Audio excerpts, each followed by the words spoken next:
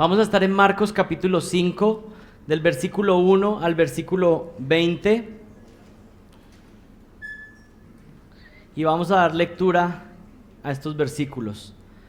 Marcos 5, versículo 1 al 20, dice así: Y llegaron al otro lado del mar, a la tierra de los Gadarenos, y cuando él salió de la barca, enseguida vino a su encuentro de entre los sepulcros un hombre con un espíritu inmundo, que tenía su morada entre los sepulcros, y nadie podía atarlo ni aun con cadenas, porque muchas veces había sido atado con grillos y cadenas, pero él había roto las cadenas y destrozado los grillos, y nadie era tan fuerte como para dominarlo.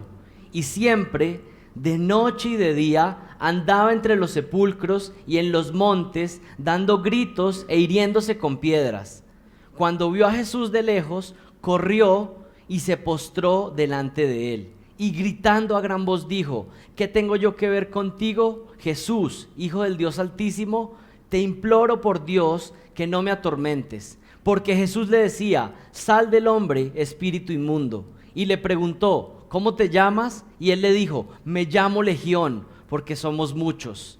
Entonces le rogaba con insistencia que no los enviara fuera de la tierra. Y había allí una gran piara de cerdos paciendo junto al monte. Y los demonios le rogaron diciendo: envíanos a los cerdos para que entremos en ellos. Y él les dio permiso, y saliendo los espíritus inmundos, entraron en los cerdos, y a la piara, unos 2000, se precipitó por un despeñadero al mar, y en el mar se ahogaron.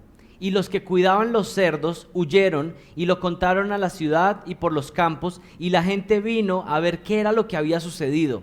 Y vinieron a Jesús y vieron al que había estado endemoniado, sentado, vestido y en su cabal juicio, el mismo que había tenido la legión, y tuvieron miedo.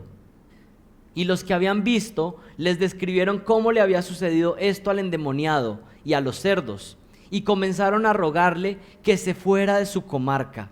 Y al entrar él en la barca, el que había estado endemoniado le rogaba que lo dejara acompañarle, pero Jesús no se lo permitió, sino que le dijo: vete a tu casa, a los tuyos, y cuéntales cuán grandes cosas el Señor ha hecho por ti, y cómo tuvo misericordia de ti. Y él se fue y empezó a proclamar en Decápolis cuán grandes cosas Jesús había hecho por él, y todos quedaban maravillados. Esta es la palabra de Dios. Oremos para que Él nos ilumine y podamos comprender su palabra de una manera particular el día de hoy. Oremos. Padre, te damos gracias porque no nos has dejado desprovistos de dirección y tenemos cómo conocer tu voluntad, Señor. En tu palabra está revelada tu voluntad y podemos saber cómo obedecerla, Señor. Y hoy te suplicamos para que tú ilumines nuestro entendimiento, para que por medio de la unción del Espíritu Santo nosotros podamos entender tu palabra. Ayúdanos, Señor, y a no solamente entenderla, sino a obedecerla.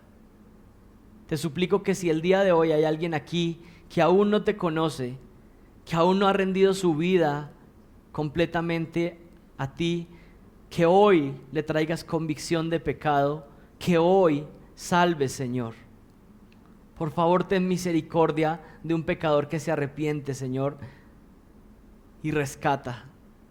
También te pido para que a tus hijos nos edifiques, Señor, y podamos crecer hacia la madurez el día de hoy. Bendícenos y guíanos. Ayúdanos, Padre, necesitamos de ti.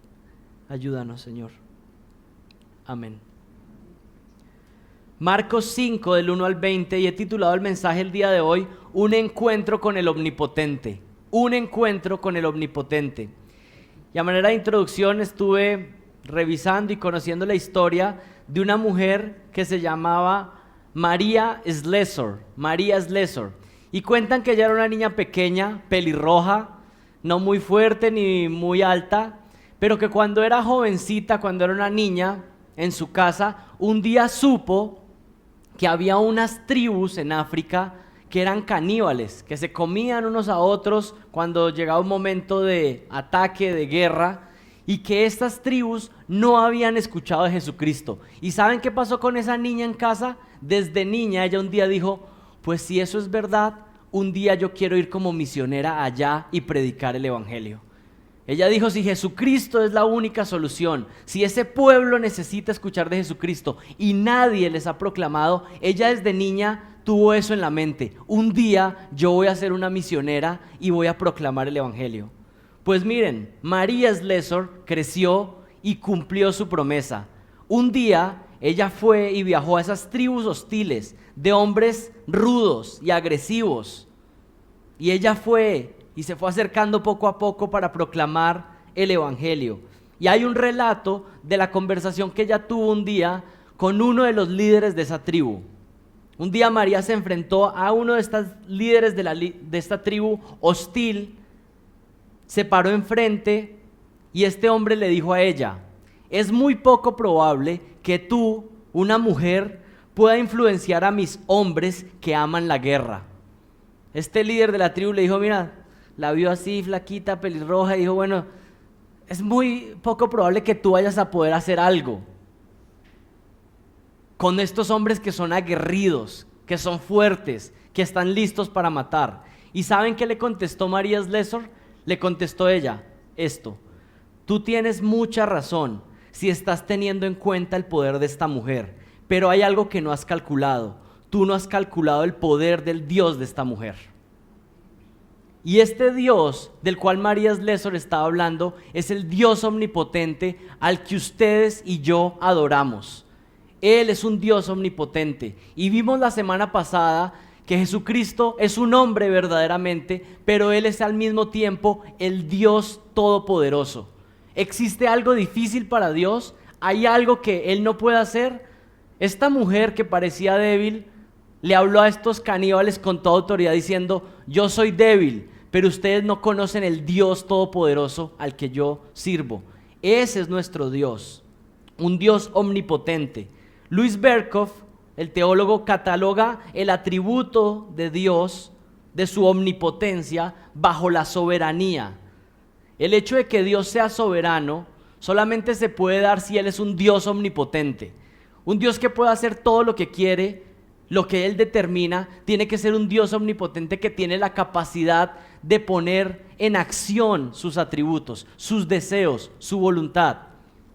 No podría ser soberano si Él no pudiera hacer lo que quiere, pero Él es omnipotente. El Dios de la Biblia es un Dios omnipotente. La omnipotencia es uno de los atributos de Dios, y es que Él tiene la capacidad de hacer lo que Él quiera según sus propósitos, según sus planes, según su sabiduría.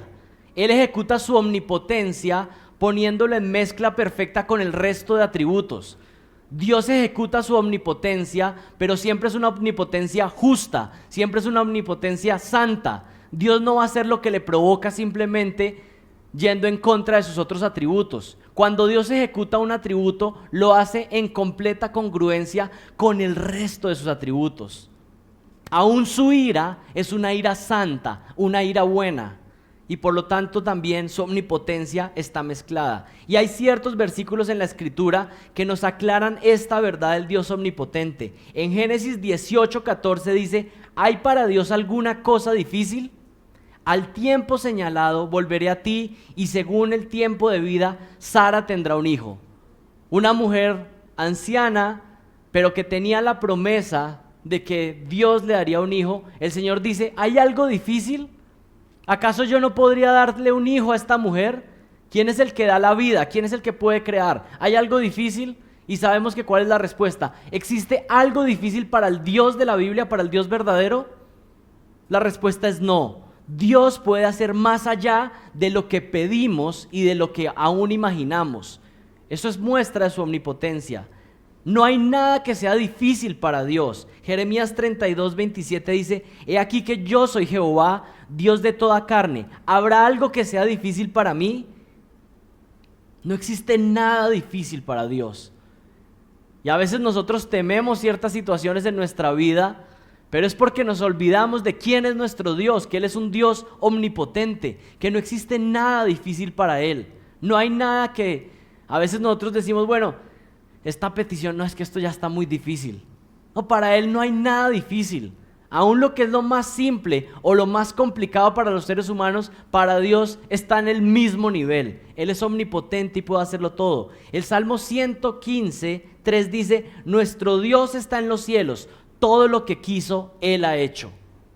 Todo lo que quiere, Él lo ha hecho. Y Mateo 19, 26 dice: ¿quién pues podrá ser salvo?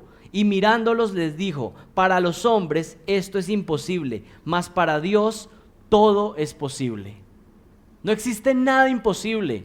Y aquí estamos pasando al campo espiritual. Los discípulos estaban escuchando la exhortación de Jesús y los discípulos dicen: bueno, esto de ser verdadero cristiano, esto de ser un discípulo, pues parece imposible. Y ellos le decían: bueno, si las cosas son así, entonces ¿quién será salvo? Y tal vez esa ha sido la conclusión a la que ustedes han llegado después de ver los estudios de los miércoles de Primera de Juan, y dicen: bueno, si eso es ser cristiano, entonces ¿quién será salvo? Bueno, para los hombres es imposible, pero para Dios todo es posible. Y si vamos ahí a Marcos capítulo 5, del versículo 1 al 20, aquí lo que tenemos es la vida de un hombre completamente destruida. Tenemos un hombre endemoniado, un hombre que está con su vida completamente destruida y que podríamos pensar, si lo dijéramos en nuestros términos: bueno, con este no hay nada que hacer. Este tiene una vida completamente dañada. Pero ¿saben cuál es el punto? Jesucristo es el omnipotente que es capaz de transformar cualquier vida. Y tal vez ese es el milagro más grande que Dios está ejecutando hoy en estos días. Tomar la vida de una persona que va en un camino de rebeldía en contra de Dios, que está destruyendo su propia vida, y Dios un día interviene y cambia la vida de esa persona. De manera sobrenatural, de manera milagrosa, Dios da vida nueva. Dios pasa a alguien que estaba muerto en delitos y pecados y lo pasa a la vida. Dios pasa a alguien que estaba completamente alejado de Dios y lo convierte en un hombre consagrado a Dios. Y eso es lo que estamos encontrando en este relato. A veces pensamos en la omnipotencia y pensamos en las grandes obras del pasado, pero quiero decirle algo: el hecho de que usted haya creído, que usted haya nacido de nuevo, es porque la omnipotencia de Dios obró en usted. Usted estaba muerto y Dios un día le dio vida y ahora usted puede creer en Jesucristo. Su omnipotencia ha estado ejecutándose en su vida. En estos versículos, Dios nos enseña por medio de 3 encuentros que Él es el omnipotente, y la omnipotencia de Dios tiene que darnos confianza en nuestra debilidad, pero también ¿saben qué tiene que suceder con la omnipotencia de Dios? Tiene que transformar nuestras vidas. Si creemos que Él es omnipotente, entonces tenemos que creer que Él es capaz de transformar nuestra vida. Hay algunos sentados aquí que pueden llevar meses o años diciendo: esta situación ya es así en mi vida, yo soy así. O como a veces uno escucha de personas: es que yo soy así, yo nací así, así me quedo. Este tipo de declaraciones podríamos decir de alguna manera que son antibíblicas, anticristianas.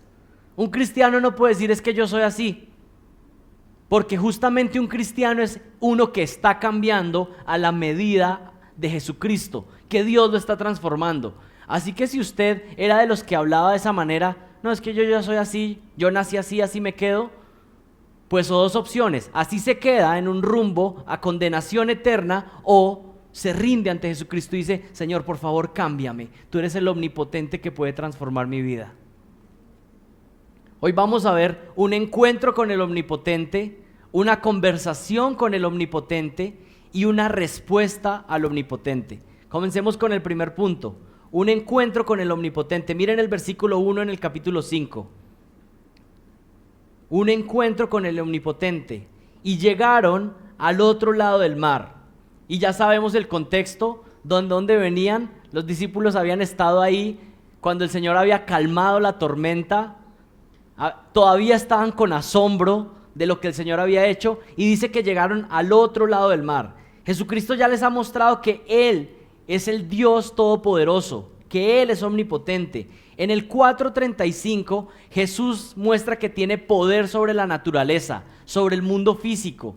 Él tiene la capacidad de decirle al viento que se calme y a las tormentas y a las aguas que se calmen. ¿Y qué pasa? Se calman. Y los evangelistas nos están demostrando algo. Este no es un hombre cualquiera, Él es Dios. Él puede controlar las fuerzas naturales. En el capítulo 5 del 1 al 20, que es el que estamos estudiando hoy, nos muestra que Jesucristo no solo tiene poder sobre su creación, sobre la lluvia, sobre el mar, sino que Él tiene poder sobre el mundo espiritual. Aquí se enfrenta Él con una legión de demonios y le obedecen. Jesucristo tiene autoridad sobre el mundo espiritual también. Los ángeles, los demonios, obedecen a Jesucristo. Y es lo que nos está tratando de llevar los evangelistas. Miren, Él tiene autoridad sobre todo. En el 5 del 21 al 34 nos muestra que Jesús tiene poder sobre las enfermedades, porque sana a una mujer. Y hay varias sanidades que también hemos visto en los anteriores capítulos. Aquí estamos viendo que Jesús tiene autoridad sobre todo. Sobre la naturaleza, sobre las enfermedades, sobre el mundo espiritual. Jesucristo es el supremo con autoridad. En el 5:35 llega a un nivel mayor. No solamente Jesús muestra que tiene autoridad sobre las enfermedades, sino que el Señor da vida a una niña que estaba muerta. Él tiene autoridad sobre la vida y la muerte.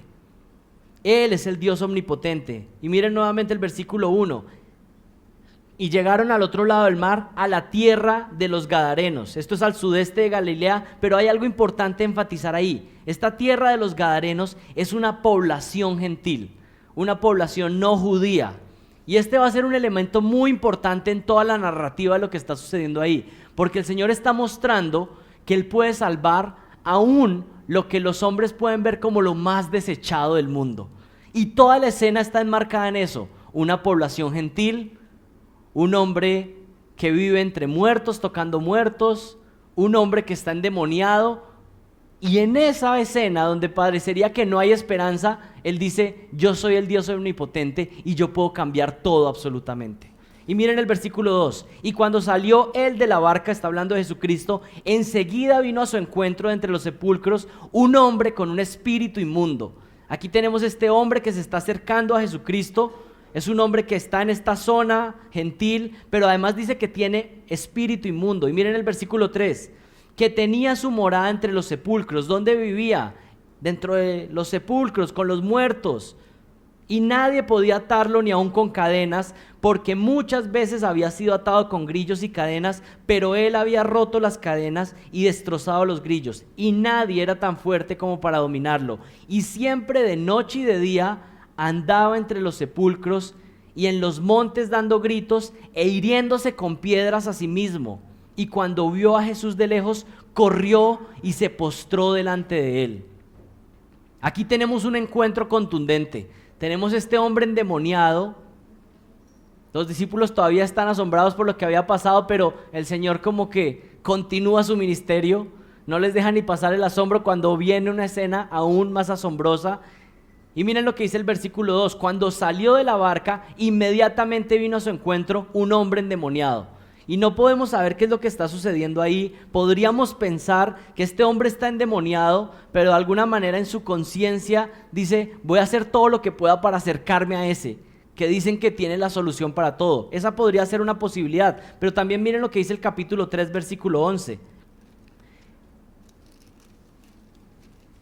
Y siempre que los espíritus inmundos le veían, caían delante de él y gritaban diciendo: tú eres el Hijo de Dios. Entonces no sabemos qué sucedió ahí específicamente, pero podemos pensar que este hombre o se lanzó, se acercó a Jesús como diciendo: bueno, tal vez aquí hay una esperanza. O la otra posibilidad, que es lo que sucedía comúnmente, es que aún los demonios se postraban delante de Jesucristo. ¿Será que estos demonios se postraban para adorar y exaltar al Señor? No, no lo hacían por esa razón, pero simplemente en una señal de la autoridad suprema que Él tiene. Aún los demonios se rendían y mostraban que Él era el Señor. En este momento tenemos la primera escena y nos preguntamos: ¿quién es ese hombre? ¿Quién es ese hombre que está endemoniado? ¿Cómo fue que fue endemoniado? Bueno, la Biblia no nos da mucha información de su trasfondo, pero sí nos dice algo de cómo era la vida que estaba llevando. Y ustedes pueden empezar a imaginarse la vida de ese hombre. ¿Cómo era la vida de este hombre? ¿Será que era una vida tranquila, agradable, la vida que todos estábamos esperando vivir? No, Este era un hombre que tenía una vida destruida, una vida completamente acabada. Todo lo que rodeaba su vida, cada día de existencia era doloroso. Este era un hombre muerto espiritualmente, muerto espiritualmente. No tenía ninguna relación con Dios, sino que además estaba habitado por demonios. Tiene una vida completamente dañada y destruida. ¿Dónde vivía? ¿Dónde era su vivienda? ¿Dónde la gente sabía que estaba él? Entre los sepulcros, entre las tumbas. ¿Y con quién vivía? ¿Quiénes eran sus amigos o sus vecinos? Mateo 8:28 dice: vinieron a su encuentro 2 endemoniados. Mateo 8 nos está dando un relato paralelo de lo que sucedió. Este hombre no venía solo, sino que venía con otros endemoniados. Así que este hombre, ¿con quién vivía? Con otros de su misma condición, dañados, destruidos completamente por el pecado. Marcos nos relata una escena devastadora y quiero que se pongan por un momento en los zapatos de este hombre. Es un hombre que no tiene hogar, es un hombre que está dañado por las garras del pecado. Lucas 8:27, el otro evangelio paralelo, nos dice que andaba desnudo, para que nos muestre a qué nivel de humillación estaba este hombre, con su vida completamente destruida. Era una vergüenza para la sociedad. Este es un hombre devastado por las garras del pecado, el poder destructivo de Satanás. Y miren el versículo 5. Siempre, de noche y de día, andaba entre los sepulcros y en los montes, dando gritos e hiriéndose con piedras. No solamente su vida emocional está dañada, sus relaciones están completamente rotas, sino que su cuerpo físico está afectado. Este hombre se hacía daño a sí mismo y sus heridas estaban abiertas. Este es un hombre que podemos pensar que él no solamente podía tener miedo de los demonios que habitaban en él, sino que él sabía que él producía miedo a las personas alrededor. Es un hombre con una vida completamente destrozada. Es un hombre rechazado, despreciado por la sociedad. Y quiero decirles algo, este hombre es un relato o una ilustración viva y gráfica del poder del pecado en la vida de una persona. Es una ilustración del pecado en la vida del ser humano. Por supuesto, no todos los incrédulos y no todas las personas que no creen en Jesucristo llegan a este punto y a este nivel. Pero el Señor lo que nos está mostrando aquí es, miren, esta es la condición del ser humano sin Jesucristo. Este podríamos decir que es el nivel de los máximos de una vida destruida por el pecado. Pero realmente esta es una ilustración de un cadáver espiritual. Realmente podríamos decirlo en otras palabras, es un muerto en vida. Es un hombre que está viviendo, está respirando, pero realmente es como si fuera un muerto en vida. Todo lo que le rodea está mal, todas las personas con las que se relaciona causa daño, los asusta. Esta es una imagen gráfica y extrema de la realidad de una persona sin una relación verdadera con Jesucristo el Omnipotente. Esa era la condición de ese hombre.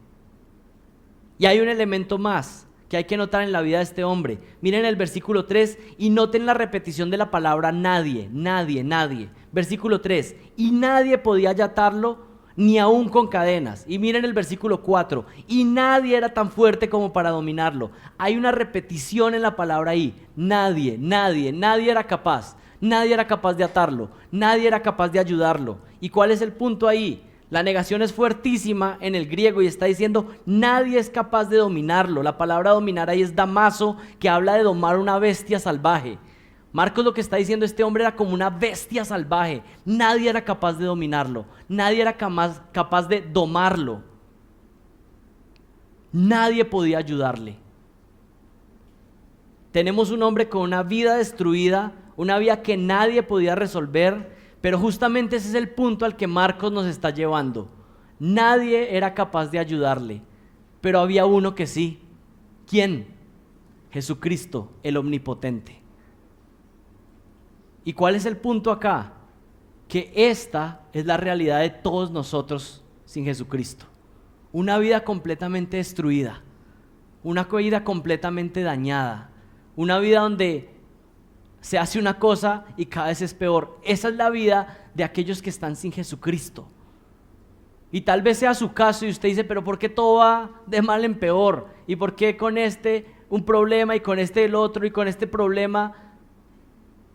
¿Y por qué parece que sigo en lo mismo? Y una posibilidad es que usted todavía no haya tenido un encuentro verdadero con Jesucristo. Que su vida aún está destruida por el pecado. Y conozco personas, hay personas cercanas a mí que tienen esta clase de vida. Es una vida destruida, dañada por el pecado. Y tal vez este es su caso, o ustedes conocen personas con ese caso, que todo lo que hacen va de mal en peor. Y se dañan a sí mismos y dañan a los demás. Una vida consumida por el pecado. Y piensan que nadie puede hacer nada. Pero hay uno que puede hacer algo, y es Jesucristo. Jesucristo tiene la capacidad de transformar la vida de este hombre. Pero ¿saben qué es lo más hermoso? Jesucristo no solo es el omnipotente que puede cambiar la vida de este hombre, sino que Jesucristo quiere hacerlo. Jesucristo quiere hacerlo. Todos rechazarían a este hombre, pero Jesucristo se toma el tiempo de hablar con él. El pecador más repugnante que ustedes se puedan imaginar, Jesucristo puede transformarlo en un hombre fiel y dedicado por completo a Dios. Piensen en el pecador más horrible. ¿Y saben qué? Ese hombre podría llegar a ser un hombre de Dios consagrado. El Señor tiene la capacidad de tomar a una prostituta y convertirla en una mujer de Proverbios 31. ¿Saben por qué? Porque ese es el evangelio de Jesucristo. Eso es lo que Dios tiene la capacidad de hacer. Y a veces usted piensa en alguien y dice, bueno, esta persona yo creo que no es para las cosas de la iglesia. Esa persona no es para conocer del Señor. El Señor es capaz de transformar nuestra vida. ¿Y acaso ese no ha sido su caso? ¿Acaso no eso fue lo que hizo Dios con usted? Que un día lo sacó del lugar, del pozo más cenagoso y lo limpió y lo salvó. Cuando usted estaba completamente apartado de Él, cuando usted tenía problemas con todo, cuando usted iba en contra de Jesucristo, ¿acaso no fue eso lo que hizo Dios un día? Que lo cogió y lo rescató de ahí. Eso es lo que el Señor hace. Ese es el evangelio. Pero ahorita ustedes están pensando en el peor pecador que conocen. Y ustedes están diciendo, este vecino el Señor lo podría salvar. O este primo, o este tío. Pero ¿saben qué? ¿Qué tal si dejamos de pensar fuera y empezamos a pensar en ciertas áreas de su vida que usted ha dicho, bueno, es que esto ya es así, yo soy así, eso jamás va a cambiar? Es que yo tengo ese pecado y bueno, ese pecado es así. Pues quiero decirle que eso también es un error grave, pensar de esa manera. Él es el omnipotente que puede y quiere ayudarte a cambiar tu vida para que puedas crecer hacia la imagen de Jesucristo. Jesucristo puede hacer lo que nadie es capaz de hacer. Este hombre nadie lo podía ayudar, pero había uno que sí podía hacerlo, el omnipotente. Ya vimos un encuentro con el omnipotente, ahora veamos una conversación con el omnipotente. Versículo 6. Cuando vio a Jesús de lejos, corrió y se postró delante de él y gritando a gran voz dijo, ¿qué tengo yo que ver contigo, Jesús, Hijo del Dios Altísimo? Te imploro por Dios que no me atormentes, porque Jesús le decía, sal del hombre, espíritu inmundo. Y aquí tenemos una conversación entre el rey del ejército de Dios con un representante, con un soldado del ejército enemigo, con un demonio interactuando, y les dice, ¿qué quieres hacer con nosotros? Y en un sentido lo que el demonio le está diciendo, ¿por qué vienes a atormentarnos antes de tiempo? Los demonios ya saben su destino, saben que van a ser condenados eternamente en el lago de fuego con Satanás y con todos aquellos que se rebelen ante Jesucristo, pero saben que todavía falta un periodo de tiempo. Ellos conocen bien la escatología, no necesitan cursos de escatología, ellos saben bien que viene. Entonces en alguna manera le está diciendo, ¿por qué parece que estás viniendo antes de tiempo? Todavía falta. Ya sabemos que vamos a ser condenados, pero todavía falta. Y empiezan a tener un diálogo entre Jesucristo y estos demonios. Les está diciendo, no nos atormentes todavía. Y aquí hay que aclarar algo. Algunas personas andan atemorizados del mundo oscuro, del mundo espiritual, de los demonios. Y algunas personas se imaginan, tal vez por las películas, que la batalla entre Dios y los demonios o entre Dios y Satanás es como una batalla de igual a igual. Entonces algunos se imaginan, bueno, está Dios y está peleando con Satanás y como a ver quién va a ganar. Miren, esa no es la situación. La situación es que Dios es el omnipotente del universo, quien creó todo lo que existe, incluyendo a los ángeles, y los ángeles que se rebelaron y son demonios y están bajo la autoridad. No pueden hacer nada. Lean el primer capítulo de Job y vean que Satanás no puede hacer nada sin el consentimiento de Dios. Está bajo sus pies. Así que esta no es una discusión de tú a tú. Estamos hablando del soberano del universo con uno de su creación. La batalla de Jesucristo con los demonios es una batalla ganada desde el inicio. Y hace unos meses estuvimos estudiando acá acerca de la realidad de los demonios, porque en Marcos aparecen muchas veces encuentros con demonios. Así que los animo a los que no lo han escuchado, puedan escuchar ese mensaje, pero hagamos un resumen de lo que vimos esa vez. ¿Qué dice la Biblia acerca de los demonios? ¿Qué enseña la Biblia acerca de los demonios? Bueno, una primera enseñanza de la Biblia acerca de los demonios. Número 1, los demonios son seres reales, existen, ¿sí? Es un engaño si alguien piensa y dice, bueno, no existen, es mentira. La Biblia enseña que hay demonios. Esa es una primera instrucción bíblica. Número 2, ¿cuál es el origen de los demonios? Ideas erróneas, algunas personas piensan, bueno, los demonios son los espíritus de las personas malvadas. Entonces usted dice, bueno, este era bien malo, se murió y ya se volvió demonio. No, eso no enseña la Biblia, ¿sí? Los demonios, ¿quiénes son? Voy a tratar de resumir esto rápido, pero Dios creó un ejército de ángeles y un grupo de ángeles se rebeló en contra de Dios. Satanás, como el líder de esos ángeles se rebelaron y a partir de ese momento se convirtieron en los mensajeros de Satanás, en los siervos de Satanás y van en contra de los propósitos de Dios. Entonces, si lo pudiéramos poner en panorama, hay unos ángeles que son los ángeles que permanecieron en obediencia y hay unos ángeles que se rebelaron en contra de Dios. Esos ángeles que se rebelaron en contra de Dios son los demonios. Por supuesto, Satanás es el líder de esos demonios, el príncipe de los demonios. En Mateo 12:24 se le llama a Satanás príncipe de los demonios. Y la Biblia no da mucha información de los demonios, ni nos da información de cómo usted podría comunicarse o hablarles. Por eso no sé si han visto en grupos, en iglesias, donde andan obsesionados con que, no, que es que aquí reprendemos los demonios y usted les tiene que hablar no sé cómo, y lo que pasa es que usted no ha hecho el curso de liberación y no sé qué, y usted dice, ¿y de dónde sacaron todas esas instrucciones? ¿De dónde tomaron esa instrucción? La Biblia no nos habla mucho de los demonios y no nos dice qué es lo que tenemos que hacer con los demonios. ¿Sabe por qué? Porque no lo necesitamos, ni usted tiene que estar hablando con demonios, ni reprendiéndonos, ni sacándoles, ni gritándoles. Mire, los demonios conocen mejor las escrituras que todos los que estamos aquí sentados. No juegue con lo que el Señor nos ha dicho que juguemos. Y que en la Biblia hayan sucedido cosas, que Jesucristo haya hablado con los demonios y que Él haya permitido que sus apóstoles, con una autoridad que tenían en el establecimiento de la iglesia, hicieran cosas, no quiere decir que toda la iglesia de ahí en adelante debe repetir todo lo que hicieron los apóstoles o Jesucristo. Son seres inteligentes, conocen las escrituras. Santiago 2:19 dice, ¿tú crees que Dios es uno? Bien haces, también los demonios creen y tiemblan. Son seres inteligentes, conocen las escrituras, pero una aclaración, Satanás no tiene los atributos de Dios, ni sus demonios. Algunas veces usted piensa que Satanás o los demonios tienen los mismos atributos de Dios. ¿Puede estar Satanás en múltiples lugares en este planeta?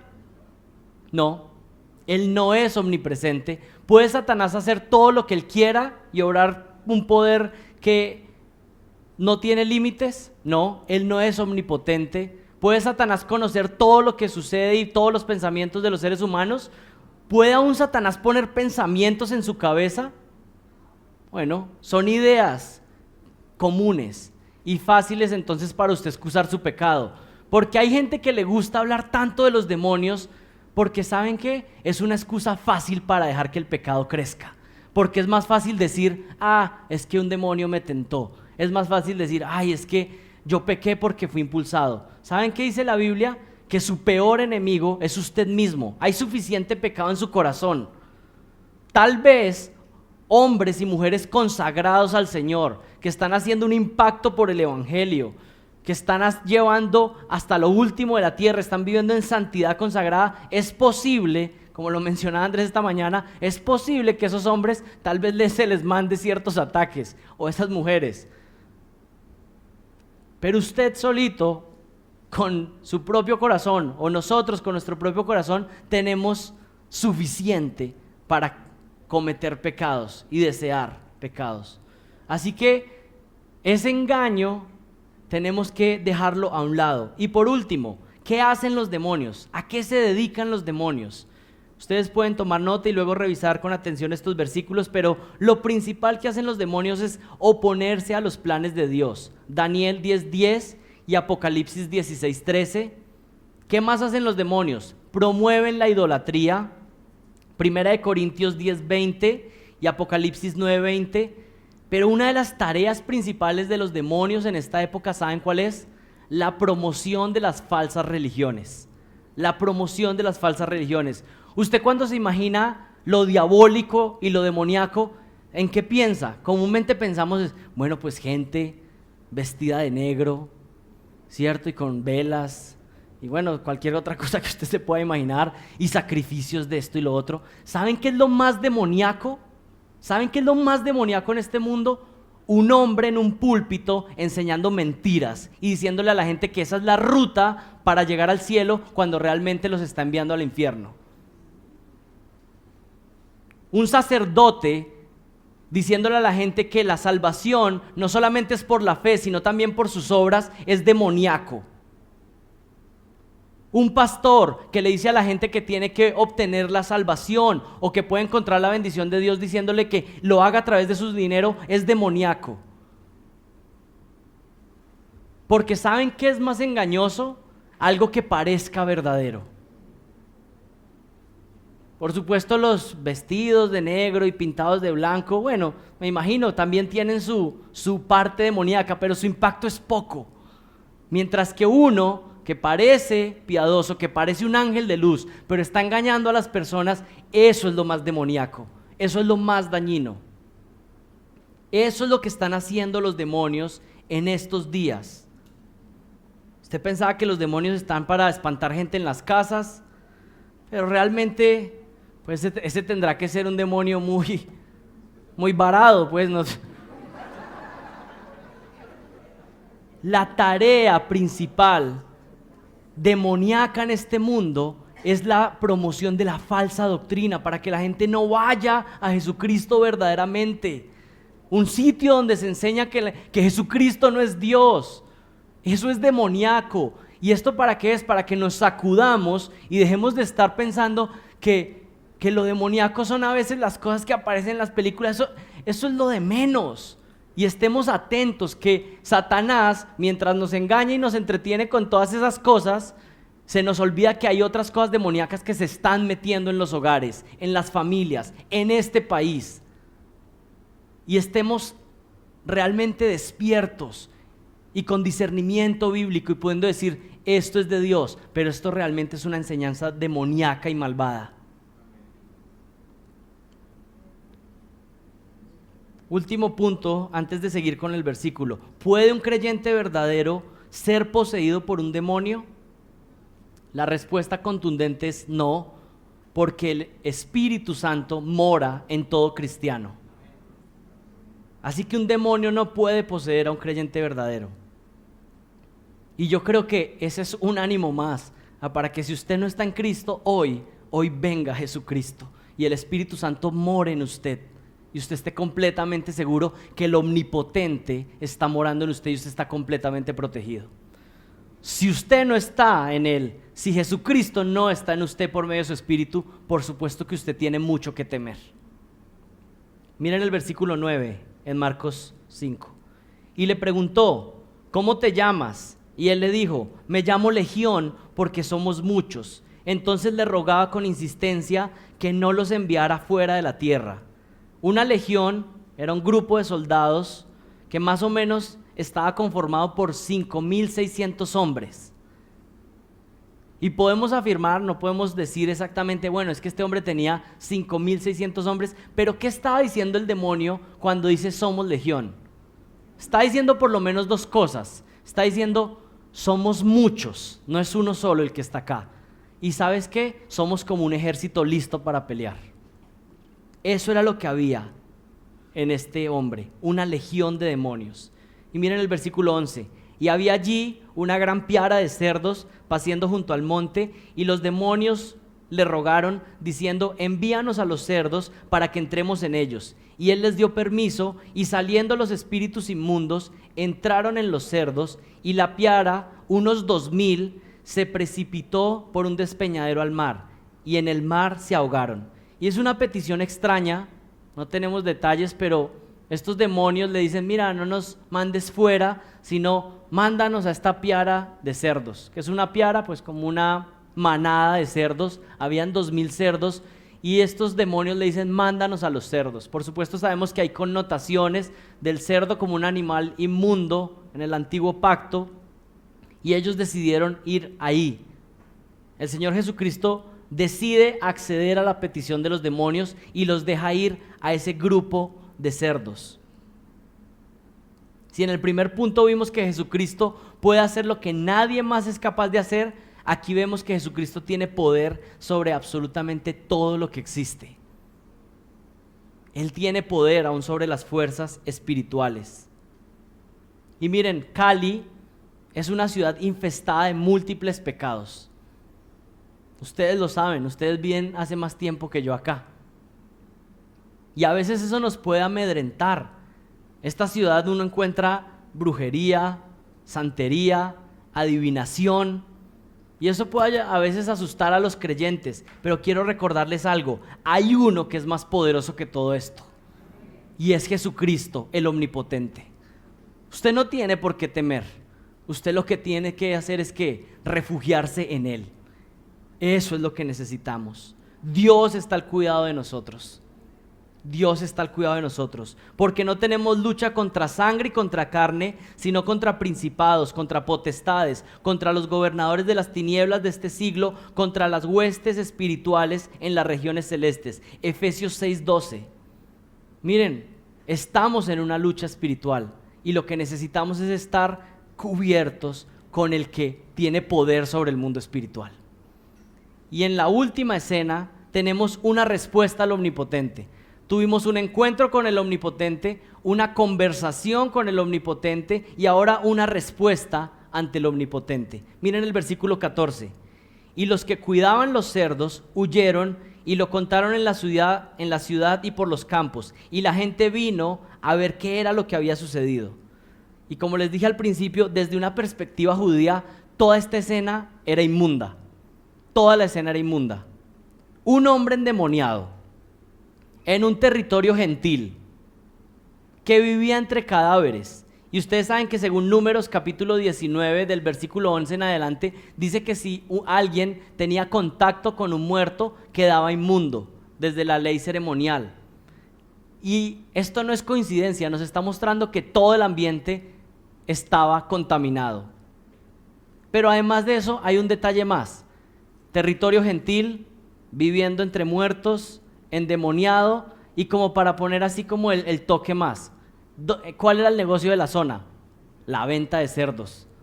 Desde la perspectiva judía era completamente inmunda la escena. Un judío no quisiera estar ahí, no quisiera estar mezclado en esto. Pero Jesucristo está dispuesto a sacar al pecador del lugar más horrible, de la maldad más sucia, y limpiarlo por medio de su gracia. Eso es lo que nos está enfatizando. El Señor está dispuesto a limpiar. Y si tú has cometido pecado, el pecado más terrible, lo más sucio, la gracia de Jesucristo es suficiente para perdonarte. Y puedes descansar, puedes confesar tu pecado y ser completamente limpio. Porque eso es lo que la sangre de Jesucristo puede limpiar. Imagínense el pecado más sucio, el Señor Jesucristo lo puede perdonar. Si hay alguien que viene con arrepentimiento genuino y fe en Él, el Señor lo puede perdonar y dejarlo completamente limpio. Miren el versículo 15, y vinieron a Jesús y vieron al que había estado endemoniado, sentado, vestido en su cabal juicio, el mismo que había tenido la legión, y tuvieron miedo. Por cuestiones de tiempo no podemos profundizar, pero miren la escena de este hombre. Ya no es el endemoniado, sino que este es un hombre nuevo completamente. Está sentado, está vestido. Es posible que aún los discípulos no solamente hayan estado ahí, sino que lo cuidaron, lo vistieron, lo ayudaron. En su cabal juicio, el mismo que había tenido legión. ¿Saben qué pasó con ese endemoniado? Nació de nuevo. El Señor lo salvó. Y por eso es que es tan absurdo cuando hay personas que no entienden que encontrarse con Jesucristo verdaderamente demanda un cambio completo en la vida. Este endemoniado no podía haber dicho, ay, sí, yo tuve un encuentro con Jesucristo, pero sigo ahora todavía en las tumbas, de vez en cuando voy ahí. No, este era un hombre que había cambiado completamente. El Señor había hecho una obra en él y había sido convertido completamente. Es que es más, para él, piensen en él, dice, ¿cómo voy a regresar atrás? ¡Qué locura! Si el Señor me libró, si ahora el Espíritu Santo mora en mí, si Él me vistió ahora con sus ropas limpias, ¿cómo voy a volver yo atrás? Hay personas que piensan, bueno, yo soy cristiano porque un día repetí una oración, pero mi vida siguió igual. ¡Imposible! Es imposible. Es como el ejemplo, la ilustración que Paul Washer cuenta una y otra vez cuando dice que alguien llegó tarde al trabajo y el jefe le preguntó, ¿por qué llegaste tarde? Y él dice, no, es que me atropelló un camión, un camión de muchas toneladas me atropelló. Y entonces el jefe, bueno, pues no le cree. ¿Por qué? Porque es mentira. Si un camión te atropella, pues no quedas listo como para ir al trabajo después, ¿cierto? Y lo mismo pasa cuando alguien dice, yo me encontré con Jesucristo y nada me pasó. Yo seguí igual. Si ese es su caso, deje de engañarse. Es mentira. Si usted nunca ha tenido un encuentro con el Omnipotente, si usted su vida no ha sido transformada de que había un antes y después de Jesucristo, no se engañe más. Y más bien hoy venga y suplique salvación. Hoy. Pero no siga pensando, no, es que yo desde antes, cuando niño hice esto, cuando yo un día, y nunca ha pasado nada en su vida. Es imposible haberse encontrado realmente con el Omnipotente de las Escrituras y que su vida no haya sido transformada. Es imposible. Y suplicamos, y esta mañana estábamos orando para que alguien venga hoy y se arrepienta y diga, sálvame, Señor, yo quiero tener un encuentro con el Omnipotente. Yo quiero arrepentirme de mis pecados y que haya una fe verdadera hoy en mi vida. Estos hombres que estaban vendiendo cerdos fueron y anunciaron en la ciudad, miren el versículo 17, y comenzaron a rogarle que se fuera a la comarca cuando llegó la gente a mirar. Y es muy extraño esta situación, que ven que el Señor ha hecho esto con ese hombre. ¿Y qué deberían estar haciendo todos esos hombres ahí? ¿Sabes qué? Yo también necesito de ti. Pero ¿saben qué? Es muy probable que estos hombres estaban asustados, pero realmente yo creo que lo que estaban pensando ahí es que habían tenido una gran pérdida económica. 2,000 cerdos se habían perdido ese día, ese era su negocio. Y estaban diciendo, este hombre trae muchos problemas aún a nuestra vida económica.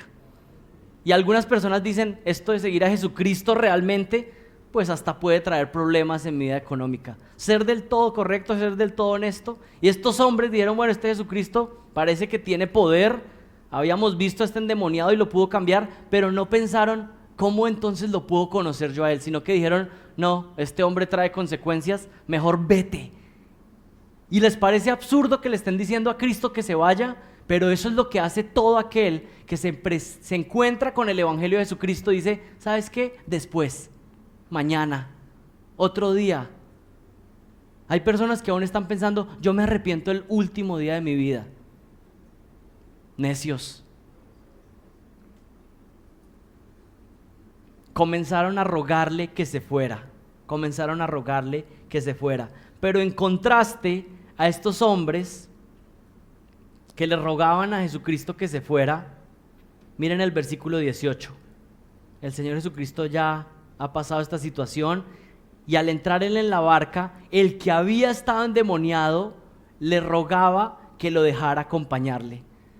¿Qué está haciendo ahora este hombre? ¿Qué es lo único que quiere en su vida? ¿Sabes qué? Yo quiero estar contigo. ¿Sí? Lo único que este hombre ahora tiene es que a Jesucristo. Y le dice, yo quiero estar contigo. ¿Y saben qué me encanta? Que el Señor le dice, no, no puedes venir. ¿Y saben qué muestra este hombre? Que este ahora es un hombre obediente a Dios. Porque otro diría, pero ¿por qué? ¿Y por qué no lo dejó montar en la barca? El Señor, ¿por qué es tan estricto? ¿Por qué toma sus normas? No, le dijo, ve y proclama. ¿Y este hombre qué hizo?